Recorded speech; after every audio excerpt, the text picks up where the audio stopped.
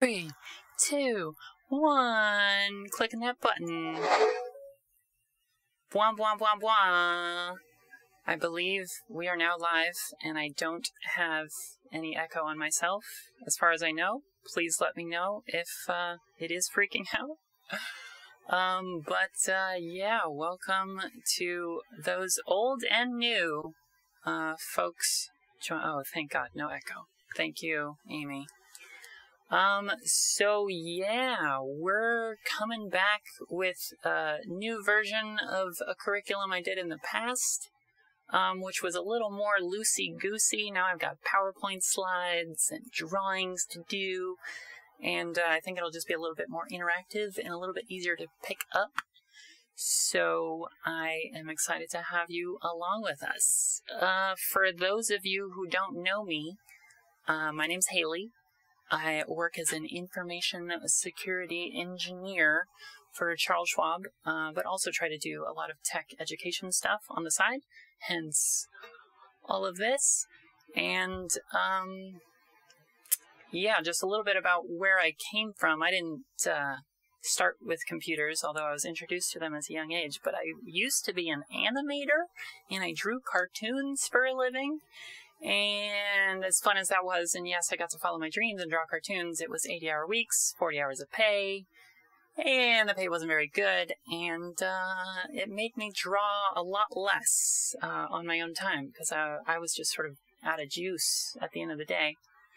And so, to try and make a long story short, quarter-life crisis, moved in with the parents, got really interested in urban gardening, and bicycled across the country to film a documentary about aquaponics, and yeah, started living the rat race as a receptionist.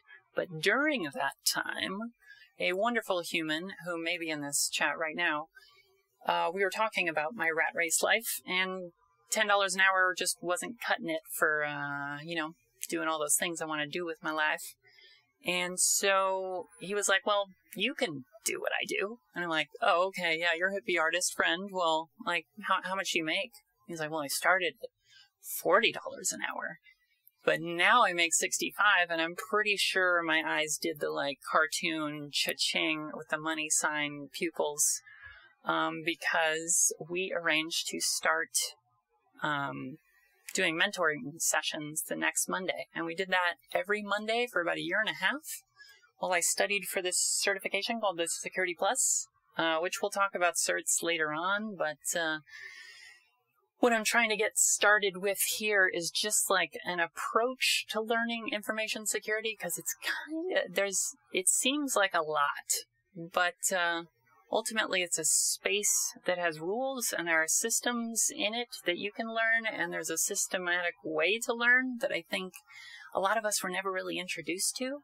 And I mean, just in the past few months, I've recently learned a lot about learning, and I just thought that'd be a really good place to start before getting too lost in the weeds of the cybersecurity job. I am going to start a timer because I often go over. Okay. Nice. Not too bad on the intro. So that's a little bit about me. Started a curriculum, and I think 6 people stuck around for a while, and they all have jobs now. And then I was doing a class for nobody, so it gave me some time to sort of build this up, and I think you will get a lot out of it, hopefully. So, all that to say, let's switch to see what's on my screen. Ooh, is that PowerPoint? Close enough. It's LibreOffice Impress, which is a freer version. Ooh, wow. Okay. Ta-da! Cybersecurity skills under my head there. So that's what I'm going to try and talk about today. Sort of 3 main categories I broke this up to.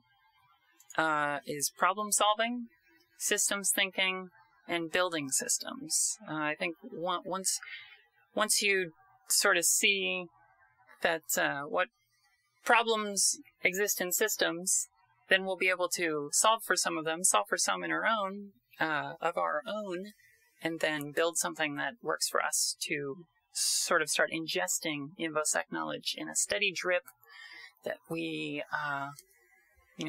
build along the way. So problem solving is something you do all the freaking time. I think there's this perception for tech. Of course, it's not showing my slide for whatever reason, but it just says problem solving. It's something you do all the time. And I think tech and art in particular are two things where it's like, oh, I'm not an artist. Oh, I'm not a tech person. But really, it's just that you didn't have a natural curiosity or passion or reason to sort of follow those things and start solving problems in that space. And that's the only reason you're not one of those people. Those people just had one of those inclinations that drew them into the systems, and as they understood more and more, they were able to do it a lot better. And you've done it with a zillion things. When you learn how to drive a car, that's a system that you're learning to solve. And first, it's you can read about it all you want, but when you first get behind that car, it's kind of terrifying because there's so many systems, you're thinking about so many things, and then now you basically blank out while you're on the road because you've utilized those systems so many times. You know what's important and where to look and what to do. Is it really not transferring my desktop? Why is this? Okay, there's my desktop. I wonder if I do maybe not full screen. I'll just do in a window. Let's see if that works.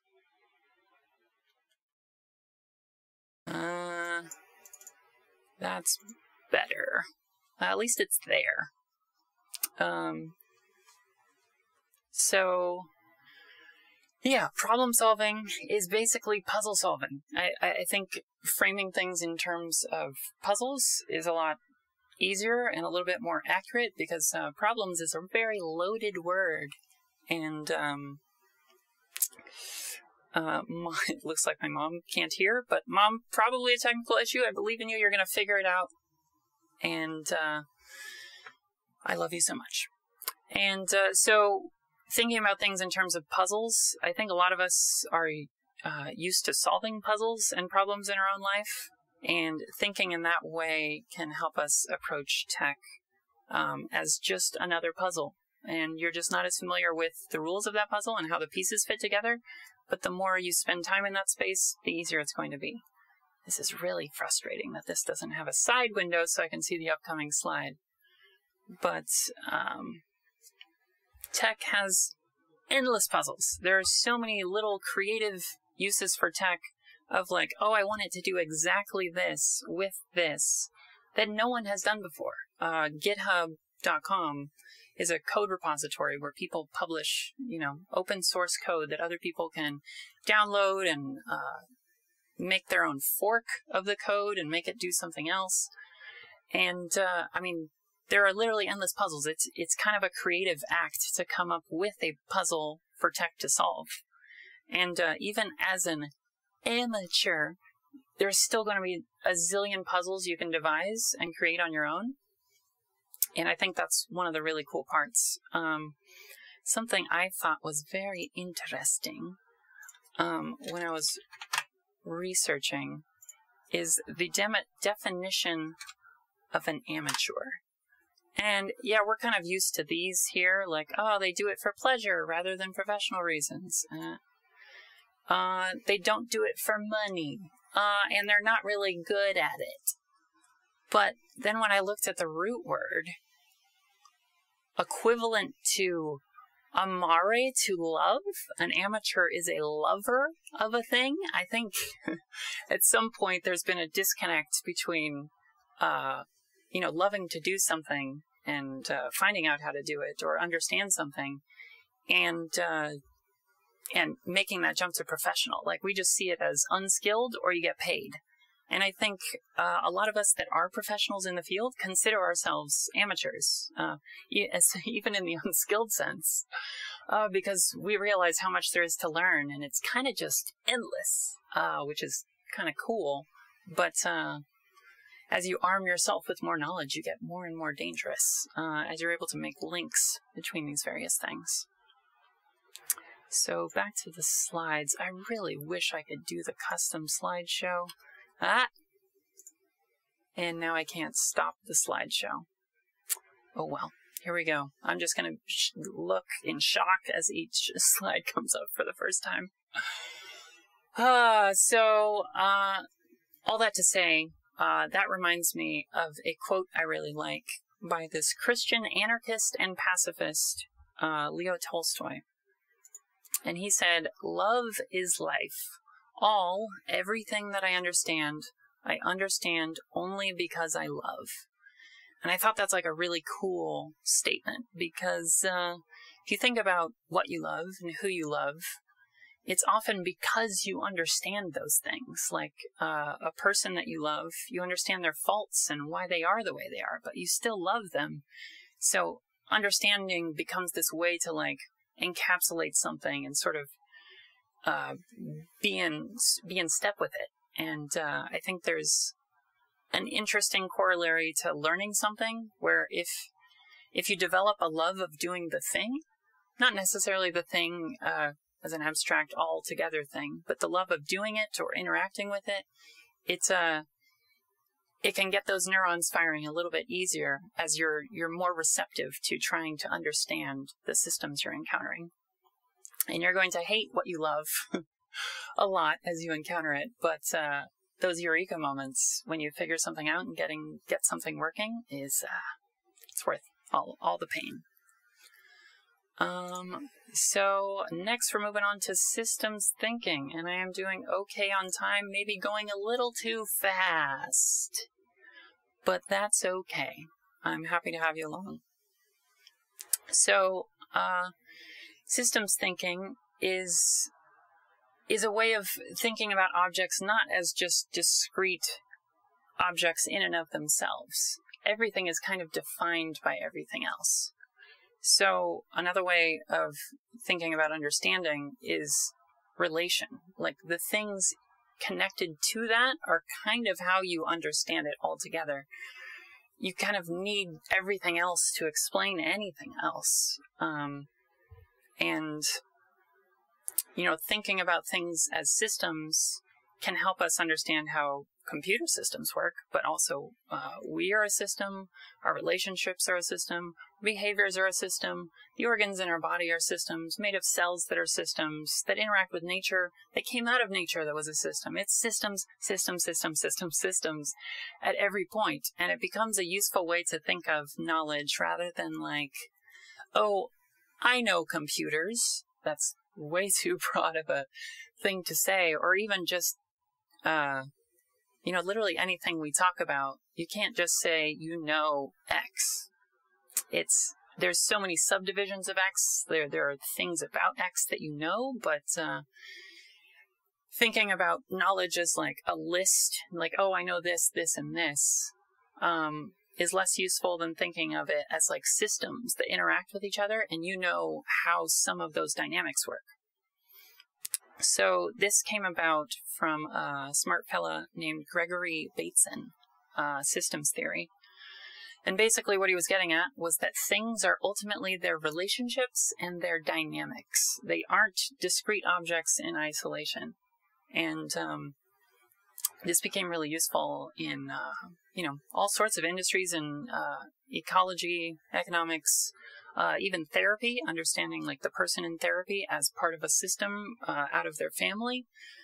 But with tech, we're going to be dealing with lots of systems. So I think thinking in systems is a really fun way to sort of like figure out what to learn next, or like you're constantly unraveling the threads of things that you can follow.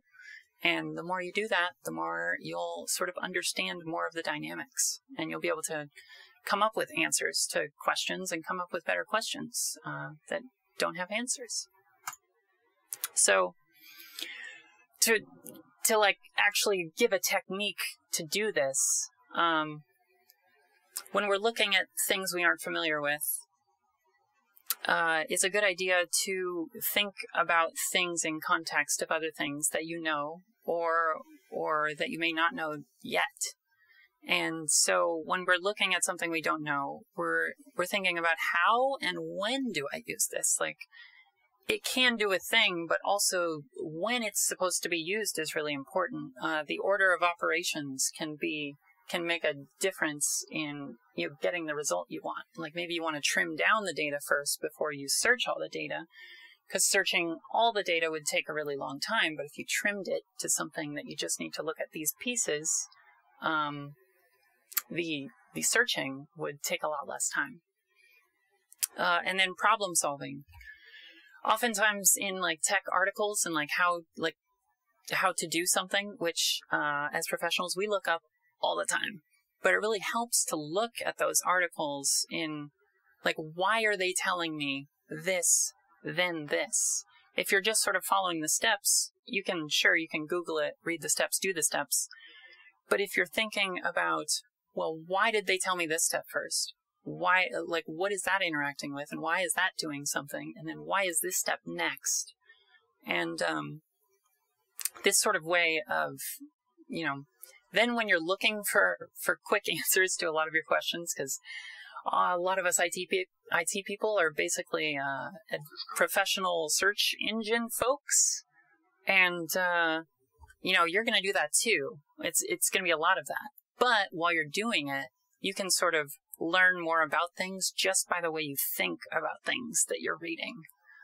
And lastly, you can build your own neurons. That's going to help a lot. You could just, read the steps and thinking of it with context and problem solving why they did things. But if you are sort of hitting the wall yourself and breaking that wall with your own forehead, the amount of dopamine that your brain produces to reward you for like solving that problem, which is what your brain is evolutionarily designed to do. It is a problem-solving machine. When you get that reward, all those neurons that were sort of like creeping in to your neural net, they get a rush of dopamine like, yes, we did it. Learn that, remember that. And so, yeah, it's always going to be a balance. You're always not going to know how to do everything, but solving things yourself a lot of times is going to make it stick a little bit better. All right, we're doing pretty good on time. So I don't know if you saw this quote in the previous slide. Turtles all the way down is a really funny phrase that I think relates to systems thinking. And the premise of the story, apparently this has been around since like the 1500s, but some guy's telling, well, they've got this religion, and on top of the world elephant sits the world, and then the elephant sits on the world turtle. And then the person's like, well, what's under the turtle? And it's turtles all the way down. And I think that's a good way to think about systems thinking, because literally you could never find the bottom. If you relate each system to each system, you're just going to keep going turtle to turtle to turtle to turtle. So to illustrate that, I got a little doodle. So, oops. So, yeah, why not purple? So if we say the web browser showed us google.com, we typed it in and we went to Google and the web browser showed it to us. That's a really, hey Ricky, welcome to the club. So that's a really simplified description of what the web browser is doing.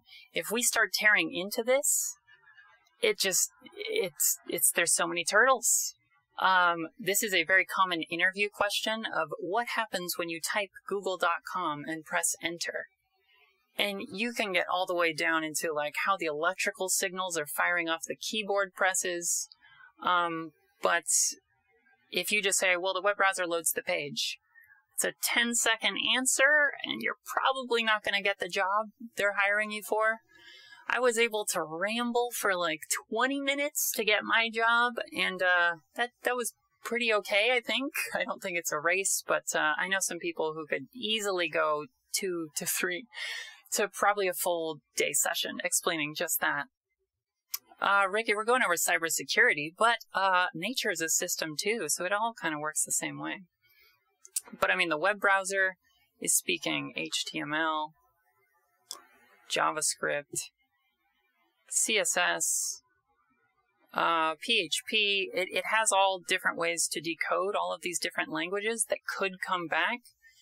And I mean, those are subsystems in and of themselves that have their own grammar and their own language. But then it's also, we could think it's talking to the network stack, which is known as or parts of it are part of the OSI model, which is the layers of networking that sort of make everything go on the internet. But that's part of the network stack of the Microsoft operating system. And I mean, then you can talk about the operating system and kernel space, user space, and that's just on this side. On the user side, on the Google side, geez, I mean, you're probably at first interacting with a DDoS prevention system of some kind, just to make sure they're not getting hit with spam or attacks trying to take down their systems with overloading them with requests. And then maybe going through a firewall from there, which is, again, you know, only serving requests that should be served. And then maybe to a load balancer to make sure that it hits a system that can take the request. And then maybe you're getting to a server that is ready to serve this request to this person over here. And they start talking through this network of systems just to make like a Google search for cat pictures. And this is just a very simplified version of some of the systems interacting. I'm sure some of the folks on the call here could ramble for hours on each one of these systems themselves, but we'll just start there. I just want to give an idea of a tech example where how many systems are involved, and I mean, there's so many turtles. But we get to learn about them, and each one we learn about sort of gives us a better picture of the overall thing. So, back to turtles. And then I think we're moving into, yes, you might have pondered that yes, you are a system. And I think this is important to take into account because I imagine there's some people watching that dealt with something I dealt with and still deal with to some degree, and that's like mental health. And I think if you're going to be learning a new skill, you do have to take into account that your mental health is probably going to affect your performance in some way. And so thinking of yourself as a system, and what do you as a system need to function? And so I don't, you know, when you're learning something, there can be a lot of pressure, like, oh, I don't get this. Oh, I can't learn this. A lot of times it might just be, you know, creating a better system around you to help you learn and, you know, not beating yourself up that it's not going to go at the same pace for everyone wherever you are. I mean, it took me 1.5 years, and I have students that ran through my previous class, and in 3 to 6 months, they had slurped up so much content that they got jobs 3 to 6 months after sort of like, well, I think I should study cybersecurity. And there they are in the industry 3 to 6 months later. For me, it was 1.5 years. I was kind of depressed at the time, but slowly but surely we worked through it. And yeah, I just sort of wanted to throw this section in here. So I'm going to talk a little bit about the body system that does things for us, and a little bit afterwards how we can make it work for us. So I mentioned the prefrontal cortex before, and that's the front part of your brain that is the thing we developed so heavily compared to most other animals on the planet that now we have overrun it in a really impressive way. And destructive maybe too, but also it's a really powerful tool is what I'm trying to get at. And it is literally designed to problem solve. And part of problem solving is decision making and long-term behavior and like behavior around your social group and like what's acceptable. And the prefrontal cortex is noticeably underdeveloped when a person has experienced trauma. And granted, this is this isn't across the board. Everyone doesn't react the same way to everything, but statistically, people who have experienced more trauma, there's like the Adverse Childhood Experiences Checklist. Generally, the more of those you have, the more likely your prefrontal cortex is going to not light up as much. The good news is that the brain is super able to adapt, and as you train it with new things, it can change its patterns. We'll talk a little bit about that, but yeah, we're not all the same. We don't all work the same, so understanding how we work might give us a little leeway when we're trying to ingest this sort of stuff. So, one of the main players in that whole system is the autonomic nervous system, which is controlling things that you don't think about. And sure, that's breathing and digesting, but really importantly, it's how your brain sends chemicals to parts of the body based off of what it's interpreting. Like, oh, what chemicals do I need? Do I need to fight or flight? Or do I need to chill out? And so let's just go over a few. There's 5 major states that I learned about anyway with this particular system. And so let's just go over that real quick. So the first state is where the zebra is just chilling. Zebra's eating some grass, kind of unengaged, not many cares. It's a good state to be in. I think it's very difficult for humans in a modern society to be in this state, especially when you're worrying about money, your kids, your parents, your family, your friends, your relationships. It's very difficult to actually hold on to that state, and I think that's why a lot of us, feel tired a lot. But the more we can engage that state, the better for when we need the other states. And for example, this second state here, the medium cortisol state, that's where the zebra hears the lion-esque noises, like eating grass still, but like, did that grass quivering sound a little bit like that last time that the lion chased us? I'm just going to keep an eye on it while I eat the grass. And it's basically a focus state. We actually want this state when we're learning. It's common for us to generate some cortisol and sort of enter that focus state. So we're adjusting and learning so that we can do something in the long term. But then, if we're in that state all the time, we get real tired. You can't function in that state forever. And so if you're working, 40, 60, 80 hours a week, and you're using up your focus energy, your medium cortisol states, when you get home, it's going to be real difficult to learn because you've been in focus state for too long, and it's going to be difficult to invest yourself in the material. So maybe that's trying to arrange your life in a way where you might be able to find windows where it's a little bit easier to do so. Next, we've got high cortisol. That's where the zebra's running. Lion is after them. Fight or flight or freeze or befriend, I think, are the 2 new words on the end. But that hopefully we don't experience too often. Trauma can sort of lock in some of those states in response to things. But that is a high energy state that produces lots of cortisol. And we can only sustain that for even less time than we can do the medium level.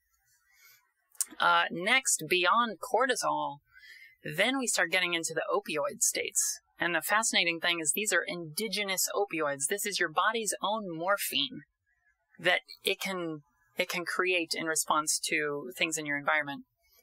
So in the low opioid state, that's the zebra got. They're sort of like, dang it, like you can see in them the sort of like relaxation of the muscles, and they're sort of like, they got taken down. They're thinking about the lives like, dang, I got all this way, got nabbed by the lions. But the thing about this low opioid state is that there is still a possibility of escape.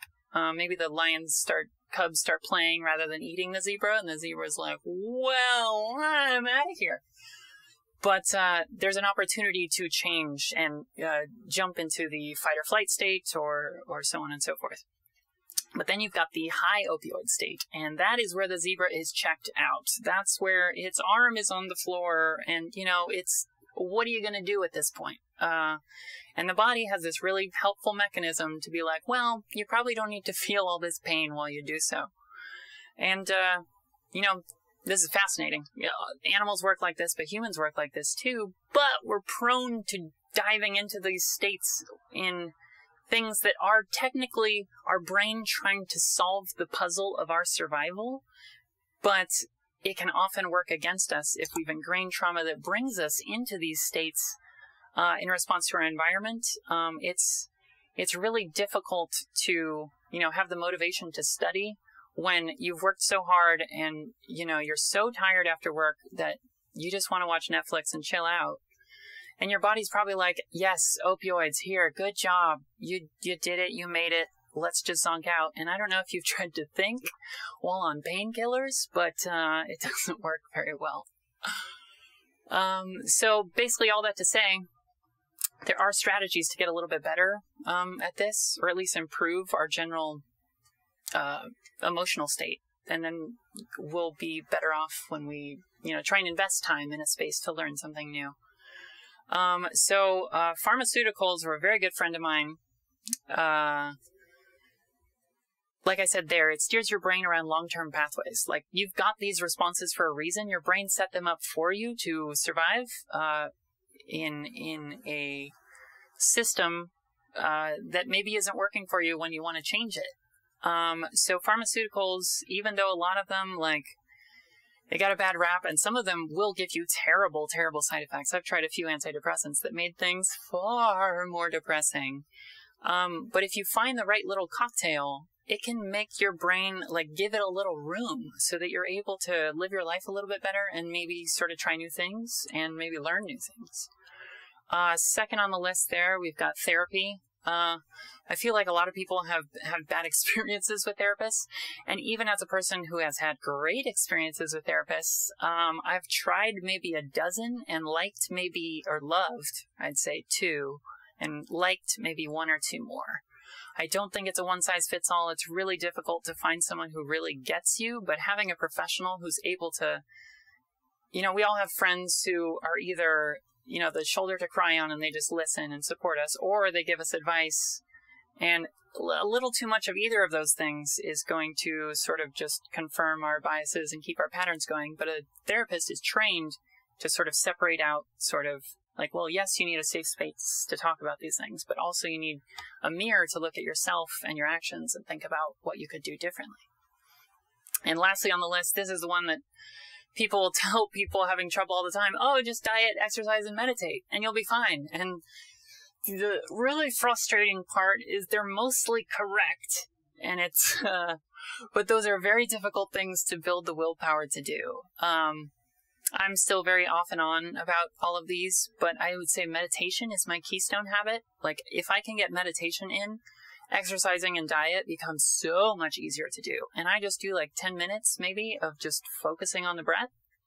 And it's weird how much better I notice my brain working throughout the week. We'll talk later in a different episode about meditation and habit building, but just to give you an idea. So I'm going a little beyond my timer, but real quick. Building systems, building our own stacks of turtles. And so, like, how, knowing all this, how do I start learning INFOSEC? Well, I think there is a fear that, like, oh, if I just start diving in, I'm going to learn something I don't need. But I think that every system you build is useful, not only because as you're building these systems, you're getting used to the idea of building a system and understanding this particular system, and then you can make corollaries to systems you learn in the future. I see it as sort of like a Slumdog Millionaire moments that, like, you realize, oh, that in the past sort of like came back around 5 years later and makes me good at X, Y, or Z. And it's, you know, interesting to me that even as someone who is an animator, I notice a lot of my skills from animation and working in retail and a service industry, those skills are serving me super well in the INFOSEC world that I didn't, you know, I thought it was just all tech skills, but I feel whatever background you have, you probably happen to have developed a lot of useful skills that you're going to be using in tech. Forget this line after this. Ah, yes, a cool little quote by the co-founder of Twitter and Medium. that the information we consume matters just as much as the food we put in our body. It affects our thinking, our behavior, how we understand our place in the world, and how we understand others. Yeah, I mean, kind of echoing a lot of the things I've said so far, but I think it's a good idea to think of like what the information you're bringing to yourself is going to pattern how you build from there. So we have all these things like Twitter and Facebook, and a lot of them can be distractions, but in a lot of ways they can be super useful. Facebook, I can keep in touch with friends and family, and I just try to use Messenger now and not the app. But Twitter, for example, is an excellent place to get INFOSEC content and follow INFOSEC people and learn a lot of things from people who are super deep in a space that you can learn from. So, get a question a lot of how should I learn? And it's like, well, it's good to learn broad concepts and like overarching things, but I think especially for like building skills of like you doing something, it's really important to just set a direction and pick at that thing for, you know, at least 2 or 3 weeks. Just keep digging at it so you're building a deeper understanding of one system. So you're not just hopping from like knowing what the system's names are. Now you're understanding the pieces of that system. And I think 2 or 3 weeks was generally how long I would spend in a space. And that really helped me sort of like coalesce some ideas together around a topic. So this would be, you know, forensics, penetration testing. We'll go over some of the SOC jobs very shortly. And then just looking at bite-sized chunks of that system, because that system is probably very, very complex. Maybe just pick a few things or tools that utilize it or represent that concept, and then just stick with it for a while. It's not going to feel good all the time when you're running into problems. It's your brain is going to want to solve it, or it's going to want the answer. I think just keeping the pace for a while is going to help you a lot in the long run in building a system that works for you. And I think that moves into drawing time. So I'm sorry I over-prepped for this first class. There are way more slides than I intend to be normally in this class.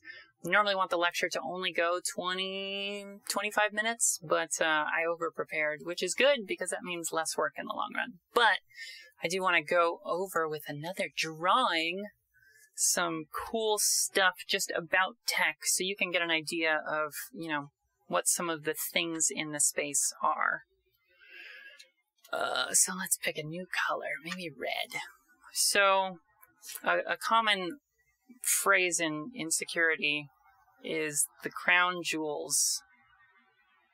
So that's sort of like what you want to protect in your environment, and you definitely don't want attackers to have. And so let's make the green things the things that are the ways in a lot of the time. So we can get in through the network. We could get in through machines. And we could get in through people. But thankfully, a big enterprise environment and a small environment, if they can, are utilizing some tools at each one of these levels to try and keep that from happening. So on the network level, something you might be familiar with is a firewall. This is basically deciding what comes in and what comes out, what's allowed in and what's allowed out. Your router, your home Wi-Fi router, is doing this to some degree where like something on the internet can't just reach out to your machine and be like, hey, tell me your username and password. Show me your internal webcam inside your network. The firewall's like, well, did anyone inside my network make this request? Then no, I don't care. So it's an essential piece of any computer system to prevent unauthorized access. Another one some of us might be familiar with business environments is the VPN, or virtual private network. There are some protocols like the remote desktop protocol where you literally just jump in and control a computer on the other end. And attackers really like those, especially when they're not configured correctly.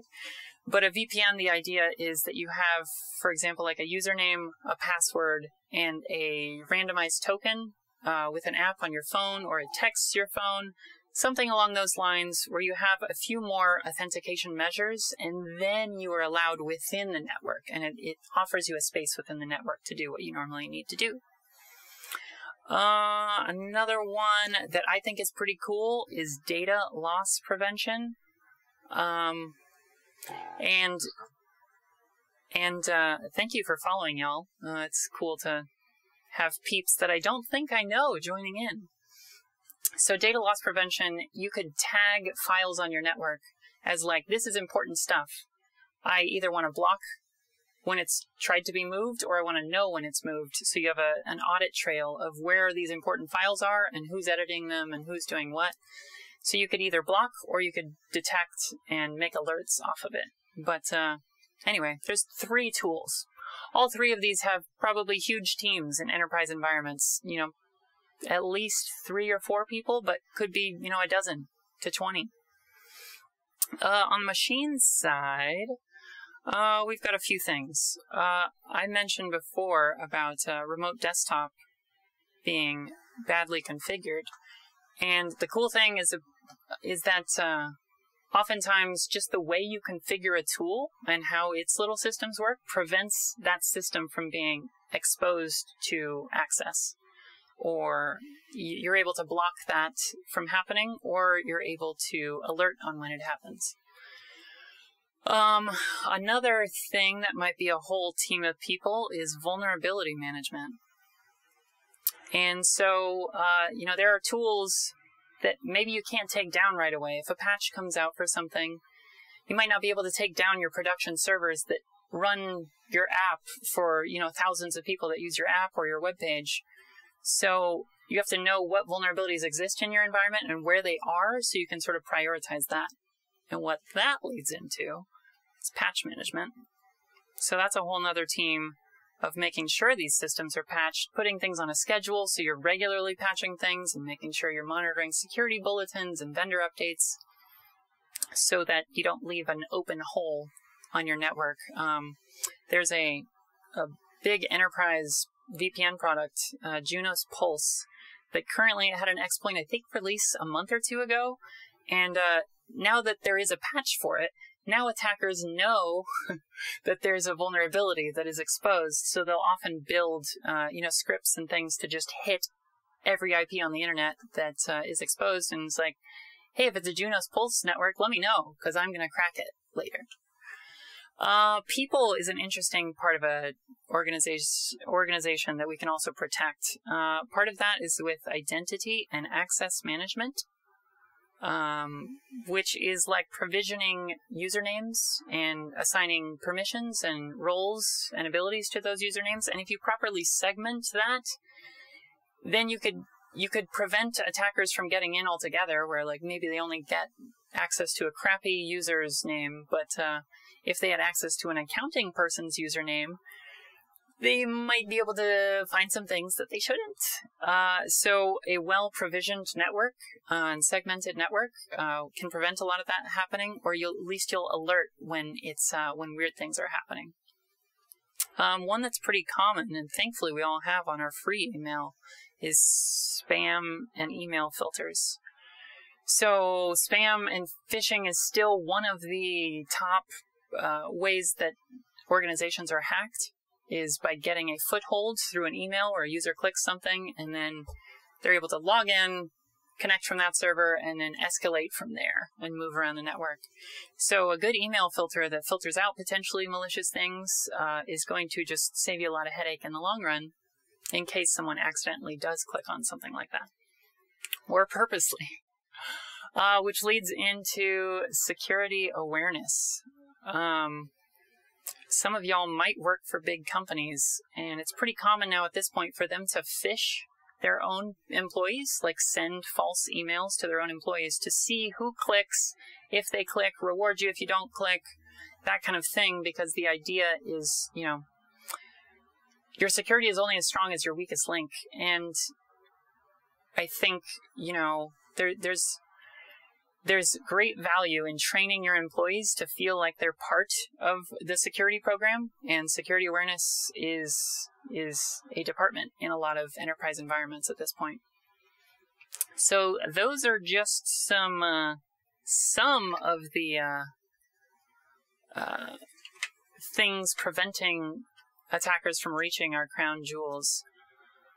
I just want to go over quick the SOC and then just some links, and then I swear I'm done talking. There will not be this much talking in future classes, but we'll be talking together.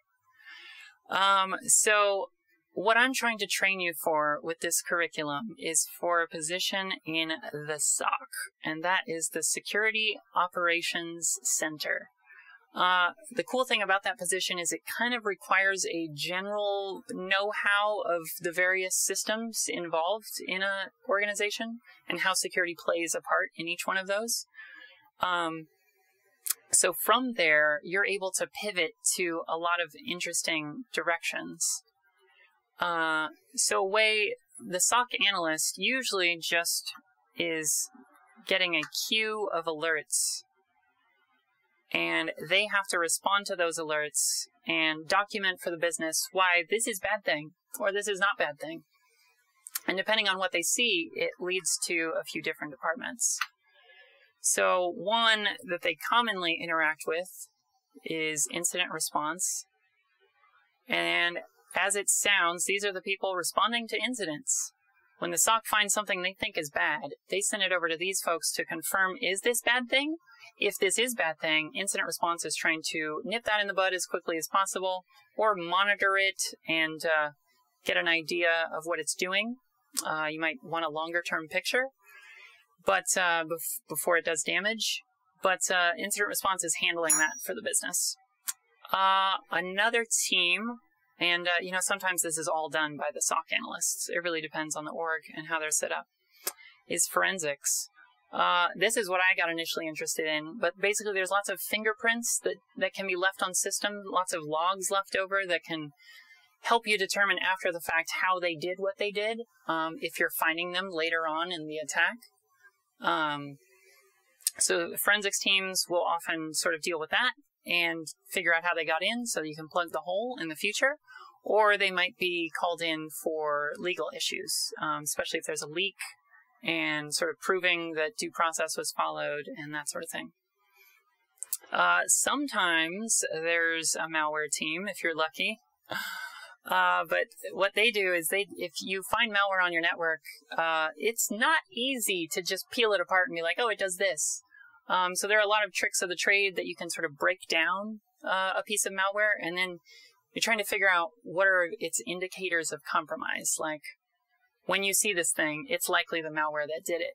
A common thing that malware will do is like launch from something benign, like a Word document or a PDF, and then you click on the thing, and then PowerShell runs, or a command terminal. Like, that's not supposed to happen. And so finding indicators from malware can help craft alerts later on. And last one I've got over here, which I think is cool, is threat intelligence. And as it sounds, they build intelligence on threats. But what that means, often in practice, is sort of learning Russian and Chinese and browsing the dark web to get ideas about what attackers are doing, what are the sort of common methods they're using to attack, what industries are they targeting, and sort of just building a picture to help the organization respond preemptively rather than after the fact when they're hacked. And then all of these go back into feeding new alerts. And because then we'll talk about the incident response lifecycle in a later class, but the idea is you learn from something every time that you see it. And it's a feedback loop that constantly gets better and better. So that system just gets better and better at detecting new threats. And where do these alerts come from? Well, I'm glad you asked. So a few of these are things like event logs. And these are different in Linux, OS X, and Windows, but Windows, for example, has logs when a user account is logged on, or when a process is created, or when a network connection is made. And not all of these are on by default, but you can enable a lot of logging that can then enable you to do detection on later, so that in real time, as things are happening, you're like, oh, we've seen this pattern before in event logs. And now you're alerted to it when it happens. One that probably lots of people are familiar with is antivirus. These have evolved in the past few years, and they do a lot of other things. Traditionally, they were just looking like, people on the internet have found this to be bad, and we're letting you know you have that same file. But changing one bit of that file makes it completely different. So they've pivoted to some behavior detection activity, but it's another part of the stack. Another one is the intrusion detection system. A really common open source one is called Suricata. And basically, these are signatures rather than looking at files, looking at network traffic. So if you have logs of your network traffic, you can find sort of interesting bits of information that you might want to know about, where like, oh, this matches the pattern of this malware that a threat actor uses. It always, when it calls back to its home base, it has this pattern, and we saw it in this network traffic. So you can build rules for that and get additional alerts. Oh, my favorite, my baby, is endpoint detection and response. So EDR is like, you can get this from event logs to some degree, but the idea is to track individual processes that execute on a machine and track everything they're doing. So every network connection they make, you can trace it back to a process rather than just the computer. Like, because if you had network logs, you're like, well, I saw the computer do this. And you're like, well, what thing on the computer did that? And that's what EDR is going to tell you. This process connected to this network connection, it made these file modifications and that sort of thing. So you can make really cool, awesome, another person joining the ranks. Thanks, Prion. And so EDR just gives us a little more granularity on what's happening, and then we can detect off of that. All right, got Negi Hama too. Welcome, y'all. And last but not least, I've got proxy logs here. And if you're not familiar with a corporate proxy, that's the thing that keeps you from going to things you shouldn't. So for some companies, that's Facebook and Twitter, and the site is categorized like, hey, this is social media, don't let them go to it. So your machine is talking to the proxy first, and then the proxy gets the traffic for you and brings it back.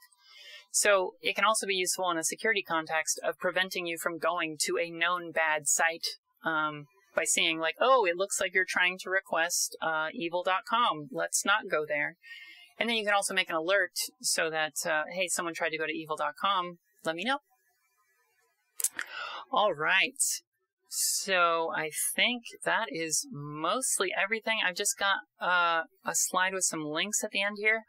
As I said, I talked way more than I intended to. I have like a little interactive quiz we could do, but I feel like I've talked for a real long time. Might just do some Q&A, but just real quick, just wanted to go over some things we can learn from, and then some sample links we could look at after the class, and sometime before next week, Sunday, same time, same place. These are sort of my 3 things that I consider really helpful in filling out your picture. Ingesting INFOSEC news. So that's utilizing Twitter, for example, a site called Peerlist where people can publish articles. I like it because it's published by a lot of people in differing skill levels. So you get a really interesting picture of what people think is important to talk about. And if you just sign up for the site and like fill in a few tags you're interested in, you'll get a digest every week that just throws articles at you. So for me, that was useful to learn some random things about forensics and penetration testing while I was learning, that I would just get an email every week and just click on a few things. In my link afterwards, which is the syllabus, I'll have a few suggestions there. But next we've got computer fundamentals. And this is kind of the boring stuff. You are going to have to like take classes and do homework and study for tests, because getting an idea of all the pieces just on your own can be really difficult, and there are some really great certifications to study for. Like if you're completely new to computers, the CompTIA A+ exam is about hardware and computer troubleshooting. Next is the Network Plus, which is about network fundamentals, funny enough.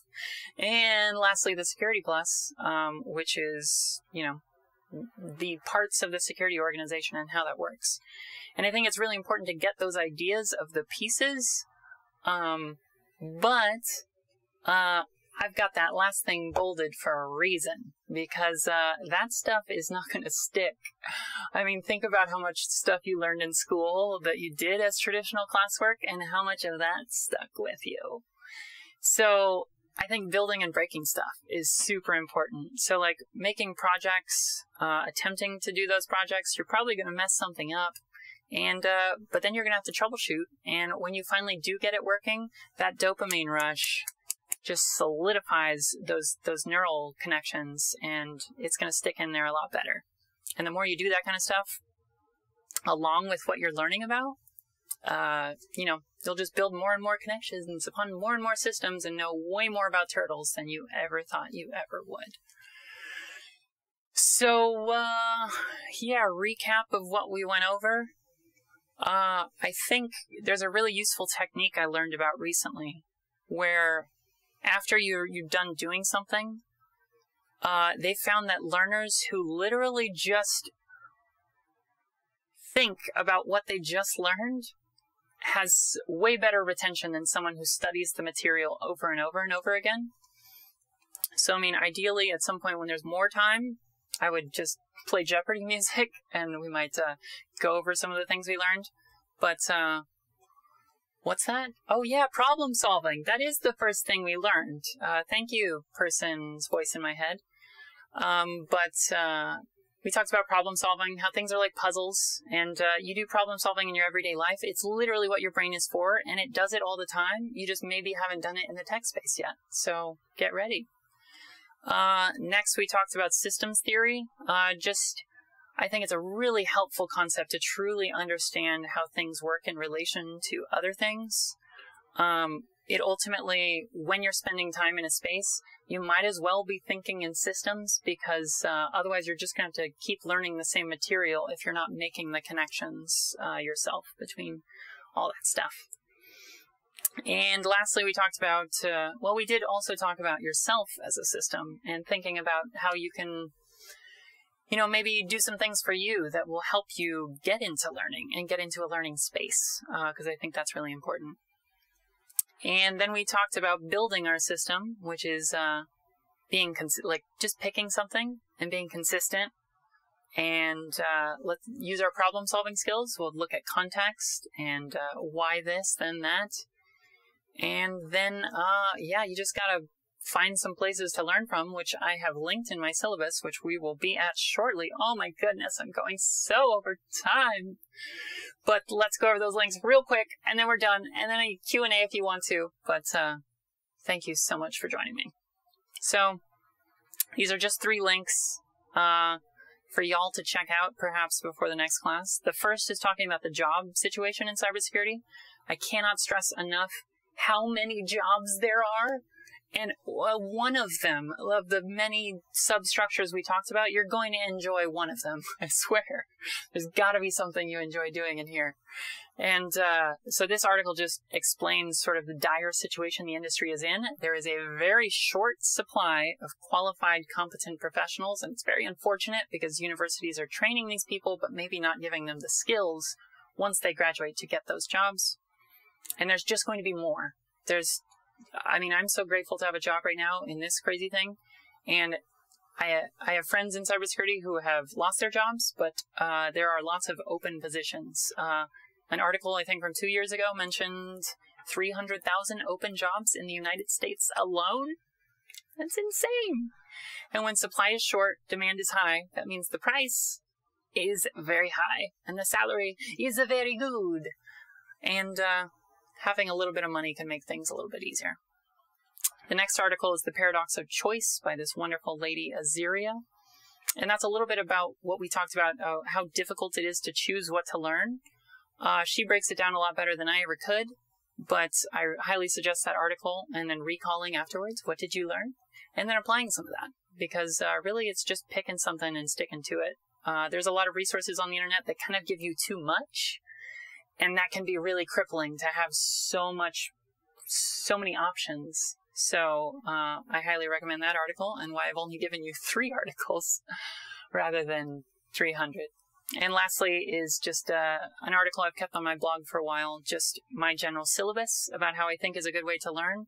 It's just a little more detail about where to learn from, what kind of stuff you need to learn, and my general recommendations. I've had people follow that advice, and now they have jobs, and I'm so happy, and I hope that the same will happen for many of you. So, I think that's it. I do have a quiz I could run if people are really interested in sticking around, but that's my first class with way too many slides about things. Looks like my mom wants to take the quiz. Amy wants to take the quiz. All right. Thank you all for joining, Yessie and Plops.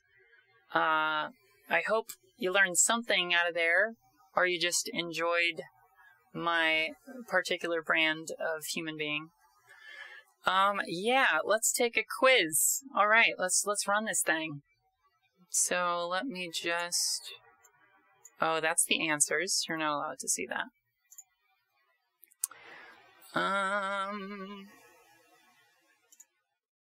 Classic mode. Okay. So I think... Oh god, it's making sound. Okay. So let's switch back to desktop view. So this place is called Kahoot. It's kind of like Jackbox. Basically, you just go to kahoot.it, either on your phone or on your computer. And, yeah, plug in that PIN code, and you will be able to put in your nickname and join in on a live quiz. So I'm glad some people were like, yeah, quiz, all right, because I went way over time. But I'll give you all some time to hop in there, either on a phone or lappy-toppy or tabletti. Look, there's a Plopo ready to go. Yessie, ready to go? All right. I'll give it a few minutes. I saw a few takers in the chat there. Oh, we got Amy and blah. All right, all right. I'm excited to, it's not just any old quiz. This quiz has animated GIFs embedded. So you're gonna have a way better time than a normal quiz. We got Prion in there, if I'm saying that correctly, and Negihama. We got my mom. I think my mom is ready to learn INFOSEC. I think she might be a career pivoter. All right. I think those are most of the people I saw in the chat. I'll just wait a few more seconds. Yeah, there's a few more in this room, but if you don't want to take that quiz, it's all good. You're just missing out on the glory. All right, well, this is 7th Direction Education. We've got 7 players, so that might be the chosen number. Let's do this thing. All right, here goes, y'all. These are real tough ones.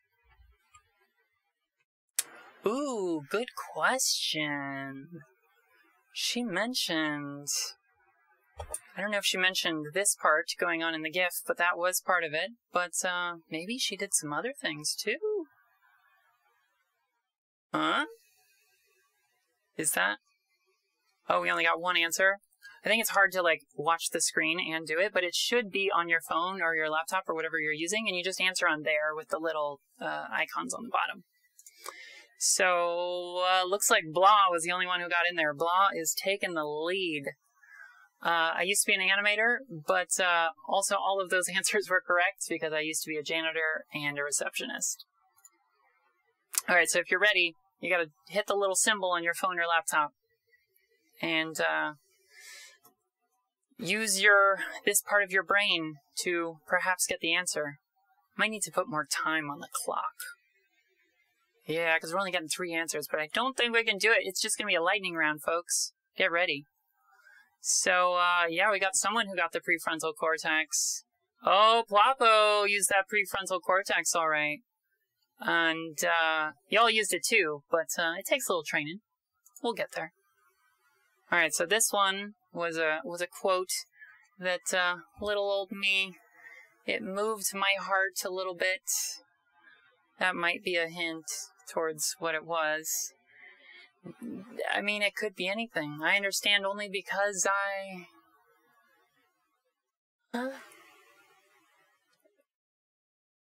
wonder if, yeah, more time probably helps. Love it. I love it. Whoever put love it, that still counts. I'm sorry I can't just give you points, but yes, I understand only because I love. Good job, Negihama. All right, true or false? Is cortisol an opioid? Cortisol did something, but I think it made us go fast. Yeah, so it looks like we got a few people in on that one. But yeah, cortisol, I'm not even actually exactly sure. I know it's a stress hormone, but opioids are a downer, cortisol is an upper. This one you're sorting pieces into the correct order. So this is where we talked about the order in which our autonomic nervous system sort of escalates chemicals in our body in a certain pattern. So yeah, maybe I'm not putting enough time on these things, because, ooh, corticosteroid. Thanks, Prion. That's a good word. I don't know if anyone got this one, probably because they didn't have enough time. Yeah, the correct order was calm, and then focused, and then panic, and then pain relief. So yeah. Onward. INFOSEC jobs are in blank supply. There is blank demand. The salaries are...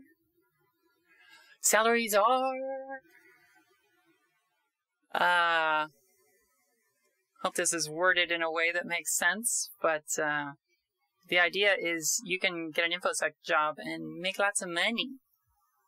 So, short supply. Oh, INFOSEC talent is in short supply. That's probably a better answer, but it looks like some people got it. Yes, there is high supply. That was confusing on my part. There's a lot of demand, not enough talent, and the salaries are high. But, whoa, my mom pulling in the lead, y'all. Y'all need to step it up, or she's going to take your job. Learning from someone else who understands the material is better than solving the problem yourself. I mean, I took out the slide that specifically talked about this, but I briefly mentioned this, and yeah, it's false. Well, we'll go over in the next episode a little bit about learning and how the brain learns. But when you solve it with your own neurons, like they built up a pattern in their own brain to solve that question. So their pattern might not match one-to-one to how you learn something. So learning it yourself can be really helpful. All right. Systems theory suggests things are their dynamics and relationships, not discrete, separate objects. Is that what systems theory said? What have we been talking about this whole time? I think that things are things, but so are other things. So all things are... Yeah. So that's the idea with systems theory. The things are ultimately their dynamics and their relationships. They're not discrete, separate objects you can sort of just separate out by themselves. All right, Negihama and Plops taking the lead. All right, two more, although the last one is just a poll. Haley's favorite definition of an amateur is... Huh? Yeah, this isn't enough time to read all the answers, huh? We'll fix that next one. But, oh, look at all of you! You were listening! Yay! I'm so excited. Oh, Plop's on fire, but couldn't overtake Negihama in the end. So last but not least, I'm interested, You know, there's people in here of all different skill levels, so I'm a little curious how people are feeling about potentially getting into INFOSEC. You know, every answer is a right answer. But, yeah, I'm just curious. Huh? All right, I'm glad there's some excited and inexperienced mix. That's totally valid. And in fact, a lot of us are. But yeah, an amateur is not a bad thing. It's not a bad thing to be inexperienced. There's a lot of room for growth. But I'm glad some people are excited, and it's okay if someone's unsure. Like, does Ploppa Waffles really want to change career at this point? Oh, wow, Mom, number 3. Great job. Plop, number 2. And on top, Negi Hama. Congrats, dude. That's awesome.